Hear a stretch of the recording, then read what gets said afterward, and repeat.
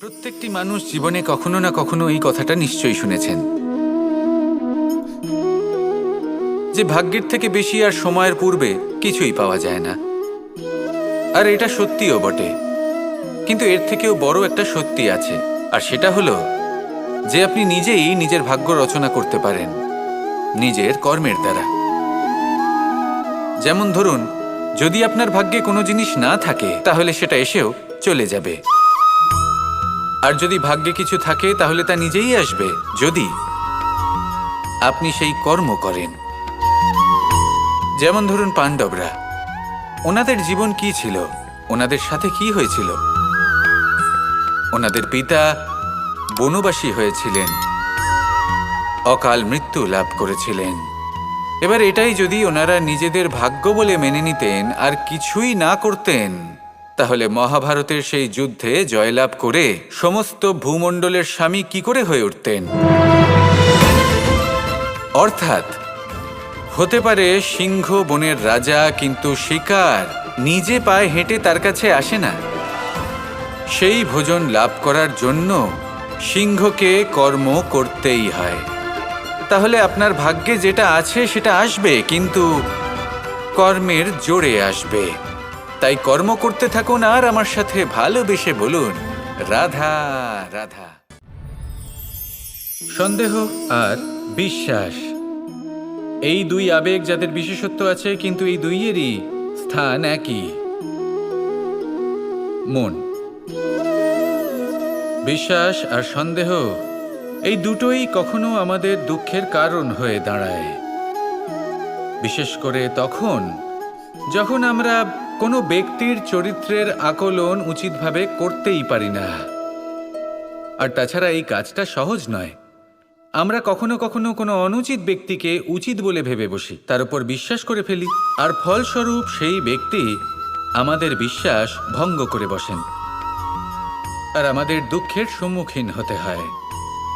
ঠিক সেইভাবেই কখনো কখনো আমরা এমন কোনো ব্যক্তির উপর সন্দেহ করি যে হয়তো পূর্ণরূপে পূর্ণ নিষ্ঠা ভরে আমাদের মঙ্গল কামনাই করেছেন, এমন একজন ব্যক্তি যে সত্যি বিশ্বাসের পাত্র।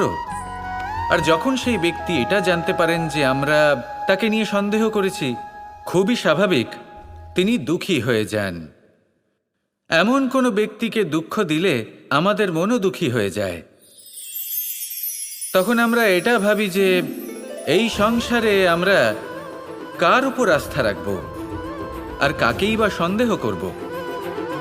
এর উত্তর হলো সময়। এই সংসারে কোনো ব্যক্তির চরিত্র যাচাই করা সবথেকে কঠিন কাজ, সেটা সময় নিয়ে করুন।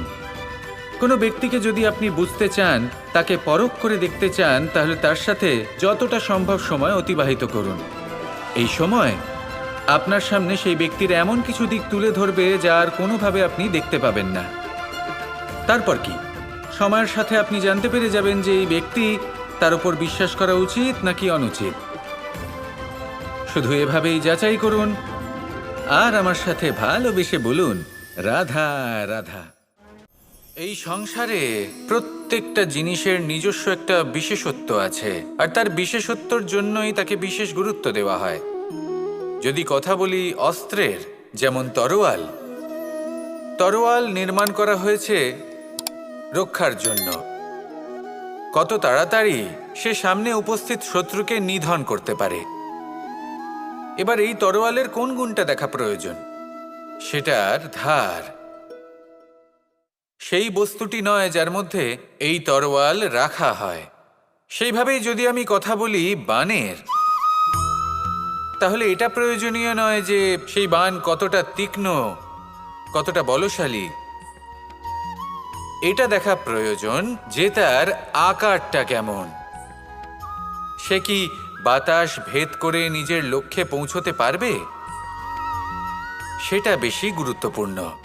সেই জায়গাটা নয় যেখানে সেই বাণ রাখা হয়। ঠিক সেইভাবেই যদি আপনি কোনো মানুষেরই মূল্য বুঝতে চান, তাকে পরখ করে দেখতে চান, তাহলে তার জাতি, তার ধর্ম, তার রূপ, তার আকার, সেগুলো দেখে তাকে পরখ করতে চেষ্টা করবেন না। তাকে পরখ এই সব কিছুর ভিত্তিতে করবেন না। তার স্বভাবটা দেখুন, তার গুণ দেখুন, তার প্রতিভা দেখুন, তার কর্ম দেখুন, কারণ এটাই সেই ব্যক্তির আসল পরিচয়, এটাই হলো তার অস্তিত্ব। যখনই আপনি কোনো নর্তককে শ্রেষ্ঠ নৃত্য প্রদর্শন করতে দেখেন, তখন আপনি কিন্তু এটা ভাবেন না যে সে কোথা থেকে এসেছে, সে কি খায়, ওর বন্ধু বান্ধব কারা। আপনি তার নৃত্য দেখেন, ওর শিল্প দেখেন, সেটারই প্রশংসা করেন, সেটাকেই সম্মান করেন। সেইভাবেই সংসারে সকলকে সম্মান করুন। আর এই সম্মানের আধার হওয়া উচিত তার গুণ, তার স্বভাব, তার কর্ম,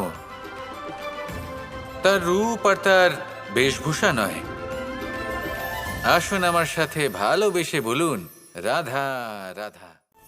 এই সংসারে প্রত্যেক মানুষ এটাই চান যে তিনি যেন ধনবান হন, আর্থিক অবস্থা তার ভালো থাকে, ওনার বাড়িতে লক্ষ্মীর আগমন হয়। কিন্তু সেটা হবে কি করে, সেটাই হলো প্রশ্ন। কেউ বলেন যে যদি পরিশ্রম করো তাহলে ধন অর্জন সম্ভব, কেউ বলেন যে যদি বিদ্যা লাভ হয় তবেই ধন অর্জন সম্ভব, কেউ বলেন যে যদি বলশালী হও তবেই সম্পন্ন থাকবে। ভালো কথা, যদি তাই হয়ে থাকে, তবে দিনমজুর সারা দিন পরিশ্রম করেন, তিনি কেন ধনী হন না? অনেকজন বিদ্বান মানুষ আছেন এই সংসারে, তাঁরা কেন ধনবান হন না? অনেক সংখ্যক বলশালী ব্যক্তি আছেন, তাদের কাছে ধন নেই কেন? তাদের কেন ধনের অভাব হয়?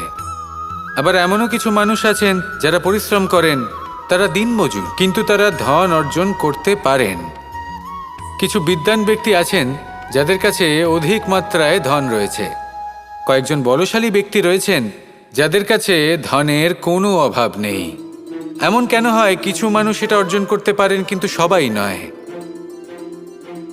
এমন কেন হয়?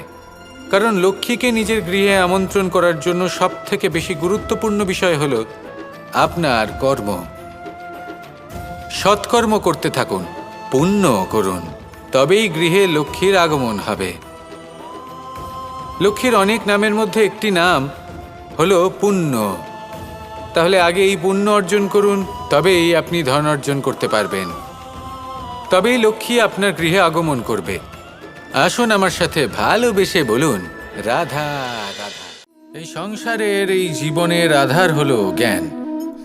আমরা সবাই জ্ঞান লাভ করতে চাই, সামনে অগ্রসর হতে চাই, কারণ আমাদের লক্ষ্য পূরণ করাই হোক, আমাদের পথ খোঁজাই হোক, বা যে কোনো কাজ হোক, এই জ্ঞান আমাদের সাহায্য করে। এই জ্ঞান অত্যন্ত আবশ্যক, কিন্তু অনেক মানুষ এটা বুঝতেই পারেন না যে জ্ঞান কিভাবে অর্জন করা যেতে পারে, কিভাবে এই জ্ঞান লাভ করা সম্ভব হতে পারে, কি কর্ম করতে হবে, কোনটা ভাবতে হবে। ওনারা না রীতি জানেন না নীতি জানেন, সেই জন্য ওনাদের জীবনে জ্ঞান আসে না, তাই দুঃখী হয়ে পড়েন। আর এখানে বলি, দুঃখ পাওয়ার কোনো কারণ নেই। আপনার জীবনে জ্ঞান আসেনি, এটা কোনো লজ্জার বিষয় নয়। লজ্জার বিষয় হলো এটা যে জ্ঞান লাভের জন্য আপনি প্রস্তুতি নন, আপনি তৎপর নন, আপনি চেষ্টাই করছেন না। অজ্ঞানী হওয়া কোনো খারাপ বিষয় নয়, কিন্তু জ্ঞান লাভের পিপাসা না থাকা, এটা হলো সবথেকে বড় দোষ। তাই সবসময় জ্ঞান লাভের জন্য প্রস্তুত থাকুন আর চেষ্টা করতে থাকুন। আসলে নির্বাচনটা আপনাকে করতে হবে যে আপনি অজ্ঞানী থেকে জ্ঞানী হয়ে উঠতে চান, নাকি জ্ঞানী থেকে আবার অজ্ঞানী হয়ে উঠতে চান। আসুন আমার সাথে ভালোবেসে বলুন, রাধা রাধা।